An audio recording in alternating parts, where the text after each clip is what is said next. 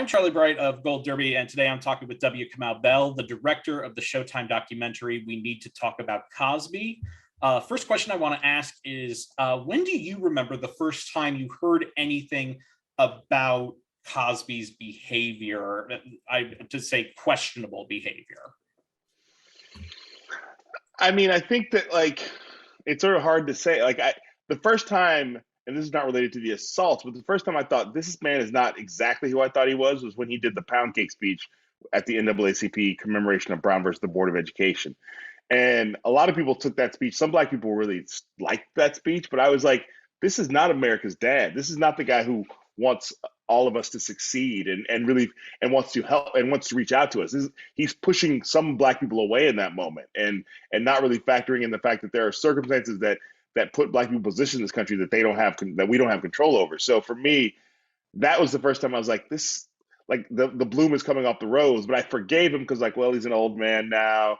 A lot of old people get conservative in their old age. I sort of wanted to forgive him and ended up actually going to see him do stand-up comedy after that, and was sort of really blown away by the fact that none of the NAACP Cosby was in the Cosby I saw do stand-up. Like, he really separated these two personas, which is something that once you learn more, you go, oh, he was good at this, separating personas. And then we didn't include this in the doc because it just felt like it was not what we were talking about. But like when he was accused by a woman named Autumn Brown of being she said he was her dad, that he had an affair with her mom, and that was one of those moments where you're like, I'd always heard that he was an unfaithful husband. And you go, well, again, this is show business. If you're going to be mad about infidelity in show business, you're in the wrong business. But again, it was another example of that's different than unfaithful. Turns out apparently he's not her dad. He actually, found out he was not her dad. But it was just, things were just like, this is not the same guy. This is not Cliff Huxtable as he convinced me he was. And then when he started to hear about these assaults, like a lot of people, you'd hear about and the news was so different in 2004 and in the early 2000s. And I think people, those of us who lived through it, have to even remember this, that there wasn't really the same 24-hour news cycle. So it was a thing you might hear on the news in a 3-minute story. And at that point, I think we were still filing this stuff, many of us, under celebrity gossip news. It wasn't like an actual thing to be investigated. It was like, oh, she's accusing him. This is what women do. And, I probably was in that frame of mind. But it was just like, that's not what I would expect from Bill Cosby. So it was early, I think, before the waves of accusers come forward, a wave of survivors start to speak up, there was already a little bit of, this man is not exactly who he has told me he is. But I had not wrestled with what that meant. So what the striking thing I think about the documentary is how you frame is the way that you frame it. And I was wondering why did you feel it was necessary to tell the story of Cosby's career alongside the horrible things that he had done to these women? Well, two of the touchstones of this documentary, that really, when I thought about making it, were the things that inspired me. That I was like, it's some version of this. Is Ezra Edelman's O.J. Simpson Made in America, which is when we think about O.J., we think about football, him being good at football. We think about the murder of Nicole Brown and Ronald Goldman. And he was like, Ezra Edelman was like, if we're going to talk about that, we need to talk about OJ's whole life and America and Los Angeles to understand how this all went down. And so for me, that I always felt like, I always said this, that if you're going to tell the Cosby story, you need to sort of really do a 30,000 foot view and also a micro view. And then the other doc that inspired it was Dream Hampton Surviving R. Kelly, which was if you're going to talk to survivors, let them talk. Don't just use archival sound bites. Don't reduce them to just their stories. Let them be who they are, so the audience can have a can actually sort of get to know them and not just see them as survivors of sexual assault. So I think that those two docs sort of really helped me set the template for this. And yeah, that if you just talk about the assaults, I think a little of that can become a true crime doc, which I'm not anti that, but that's not my doc to make. And as somebody who was born in the 70s, a Black man and a stand-up comic, I sort of am connected to so many parts of this that I was like, I want to tell a big story to be like, first of all, how are you a Black man born in 1937 who then becomes America's dad, like, who is like, how does that happen? Who become, not just Black America's dad, who's saying the doc, but America's dad. And then how do you get away with all this stuff for so long? So those are the two questions. And if you want to talk about that, you're going to talk about America, because America, if we're going to talk about racism, we got to talk about America. And if we're going to talk about not believing survivors of sexual assault, that's another America issue. That's not just a Hollywood issue or a Bill Cosby issue. One of the starkest things in the documentary, I think it's at the beginning of the second episode, is the special that Cosby hosted and narrated about Black history and how a lot of it has been erased in America, making points that a lot of people, more people that would call themselves progressive, are trying to make now. Did you know about that special before you started making this documentary? And what was it like? What was the reaction from the people around you making the documentary when they saw this? Well, yeah. So a lot of this, I mean, I was interested in, as somebody who grew up as a fan of Bill Cosby, I was interested just generally in Bill Cosby. So, but I did not know about that until we started working on the doc. And there's a Michael Dennis, who's one of the voices in the doc, has a channel on YouTube called Real Black, REEL Black, where he shows a lot of the channel's identity is about showing Black media that might be lost to time if he didn't put it on his YouTube channel. And one of the things he put up was this Black history lost, stolen, and strayed. And when you watch it, you're just blown away by like this, like, as I say in the VO, wait a minute, this is Bill Cosby? Like, just the idea of like, especially at that era, it's Bill Cosby post I Spy, but way before pre the Cosby Show. And you're like, I don't even know a lot about that period of Bill Cosby. And I think that's one thing we talked about in the doc. Like the 70s era of Bill Cosby is not really investigated because it's been sort of washed over by the Bill Cosby Show in the 80s. And so for me, that was just really revealing of like, I thought I had an idea of who this guy was, even in his public image, and to find out, no, I don't even exactly know who his public image was. Like we looked at Bill Cosby in the 70s ago. He literally tried everything in show business he could try. He would have had a podcast if that existed. And it was just him sort of like, it's post civil rights. It's sort of like the heart of the civil rights era is when he recorded that. And it's very much like a guy who's like, I got to say something. I got to step up, figuring out how to step up and say something. And once he did, that voice never really showed up again in that way. It showed up in a different way in the pound cake speech, but he never was that guy publicly really again in that sense. You talk about, I think it's the fourth episode, you bring up the Hannibal Buress thing, which sort of re-brought it up into the public conscious. And did you reach out to Hannibal Buress to be interviewed for the film? Hannibal has always made it clear that he does not want to talk about this stuff. And I know Hannibal well enough to know that's the case. So I let him know that it was happening. I said I was open to talking to him if he wanted to talk. But yeah, like he's always been, I always want to give Hannibal credit. He did what he did. I think he's very much, I said what I said, but he's never tried to turn it into a career move, which I think there is something to be said about that. Like about the fact that he didn't try to capitalize on it. He's like, no, I just want to do voiceover for kids films and do stand up and live my life. You can use that for what you want to use it for, but I'm not here trying to turn that into my career. So always been very consistent on that. So I didn't take that as any sort of like personally to me, but I felt like if you're going to talk about this, you have to talk about that part of it because that is a key element. Yeah, when I first heard that you were doing it, I'm like, oh, he's probably friends with Hannibal. They're both stand-up comics. So, but I didn't know that he didn't. That he does that. And it makes sense though. Like this hasn't been like his soapbox that he's carried around. No, I mean, if you see, it's funny. It's even like there's not a lot of even interview footage of him talking about it because he talked about it for the period of time where I think he felt like he had to, and then he moved on. And again, I think he's like. I don't think he wanted this to be. I know it's very clear he did not want this to be a part of the charting of the arc of his career.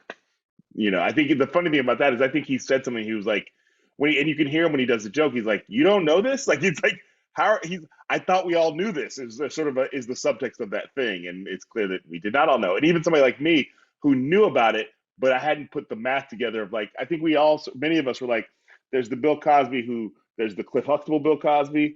There's the new angry granddad Bill Cosby, And then there's also these stories of assault. And Hannibal's like, put all this together. What do you get? And I think that's a tremendous service he did, even if it was not something he meant he was even trying to do.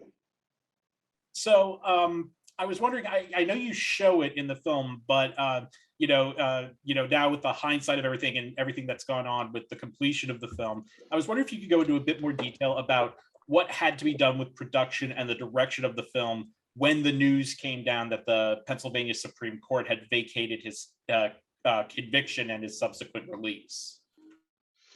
I mean, at the time, it felt like, and I think this is in the film where I go, I don't even know what this film is anymore. I felt like that it was like, I don't. Does there have been there are other Cosby documentary projects out there? I don't know how many. It's hard to keep track of.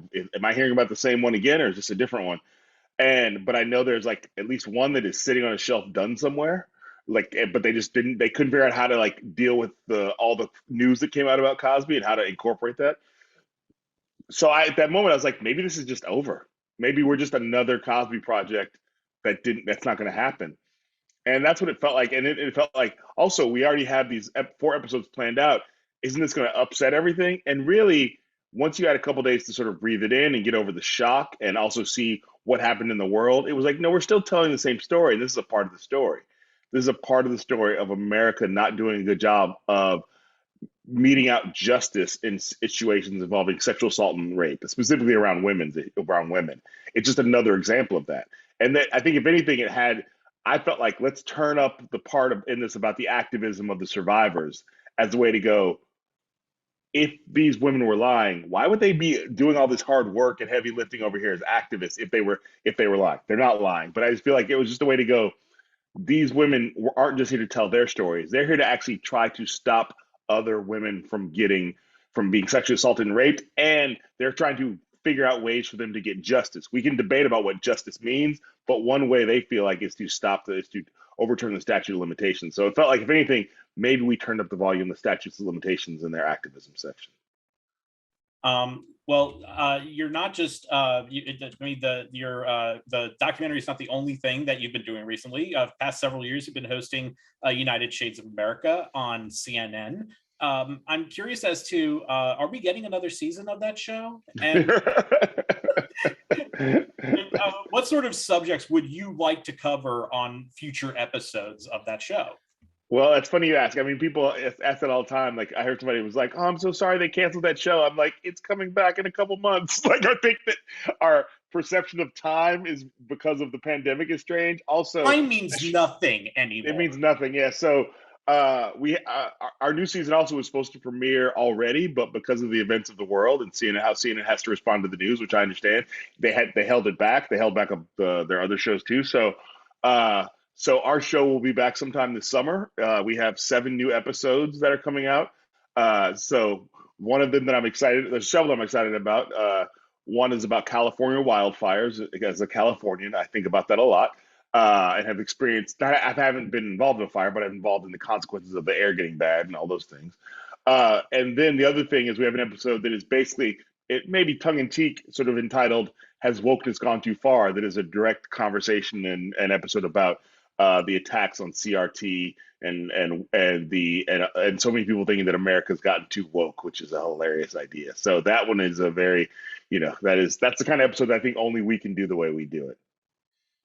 Oh man, I could not wait for those episodes. That sounds fantastic. One of the other interesting things about that show is that it's won you 3 Emmys for unstructured reality program. Which I'm sure is not the kind of program you thought you were setting out to make, but hey, category classification is a funny thing. Yeah, it's not what I said. It's not how I pitched it to CNN.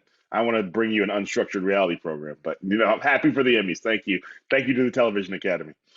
What was winning that first Emmy like? I think it was 2017 when you won that first one. Mm-hmm. What was that like? And were you like in a state of disbelief? Like, this is actually happening? Yeah, no. My wife said that she was sitting next to me that a noise came out of me that she'd never heard me make before, just because I was so like, whoa. I think it was like, whoa. Like, I was just like, I don't know how to frame this in my brain. I'm I'm not a dude who grew up winning things. Like I'm not like, it's not a lot of people, I never won anything. I wasn't even trying to compete for things. So I wasn't going to win anything. I was never a competitive person in that way. So it's not like I was losing things. I didn't want to do things that involved competition, which is why I think I became a stand-up comic. And little do you know, this is actually kind of a competition. But, so we were nominated the first year that the show was on, and I sort of thought, well, great, we were nominated, perfect. That's as good as it's going to get. Hopefully we'll get nominated again sometime.